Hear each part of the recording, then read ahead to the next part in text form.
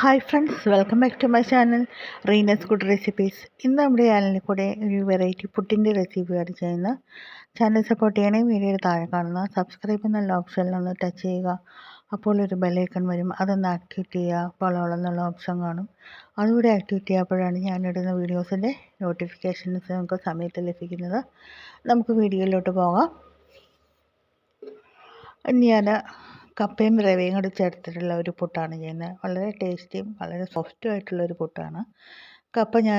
പച്ചക്കപ്പ ഞാനൊന്ന് ഗ്രേറ്റ് ചെയ്തെടുത്തിട്ടുണ്ട്. അതിന് ശേഷം കുറച്ച് നേരം വെള്ളത്തിലിട്ട ശേഷം വെള്ളം ഒന്ന് വാർന്നു പോകാനായിട്ട് എല്ലാം ഒന്ന് പിഴിഞ്ഞ് കഴിഞ്ഞ് വെച്ചിരിക്കുന്നതാണ്.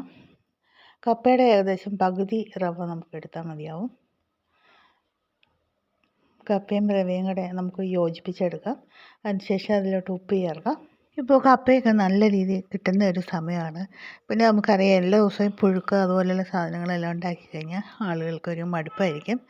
ഈ രീതി നമുക്കൊന്ന് ട്രൈ ചെയ്യാം. വളരെ നല്ലൊരു രുചിയുള്ളൊരു ഡിഷാണ്. നന്നായിട്ടൊന്ന് മിക്സ് ചെയ്യുക. ആവശ്യമുണ്ടെങ്കിൽ മാത്രം വെള്ളം ചേർക്കുക. കപ്പയിൽ നിന്നുള്ള വെള്ളം, ആവശ്യത്തിനുള്ള വെള്ളം അതിലുണ്ടാവും. ഇനി നമുക്കിതിലോട്ട് തേങ്ങ കുറച്ച് നന്നായിട്ട് തന്നെ ചേർക്കുക. സവോള, പച്ചമുളക്, ഒരു ചെറിയ കഷ്ണം ഇഞ്ചി, കറിവേപ്പില, ഇതെല്ലാം കൂടെ മിക്സ് ചെയ്ത് നമുക്ക് യോജിപ്പിച്ചെടുക്കാം. ആവശ്യമുണ്ടെങ്കിൽ മാത്രം വെള്ളം തളിച്ച് കൊടുക്കുക.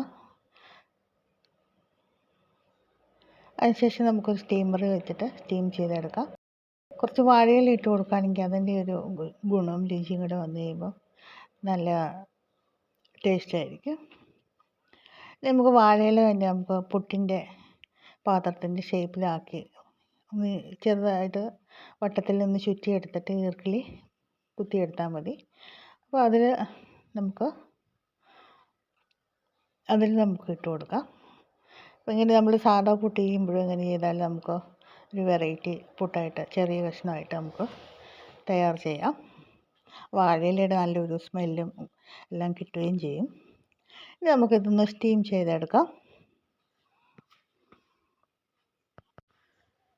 നന്നായിട്ട് സ്റ്റീം ചെയ്തെടുത്തിട്ടുണ്ട്.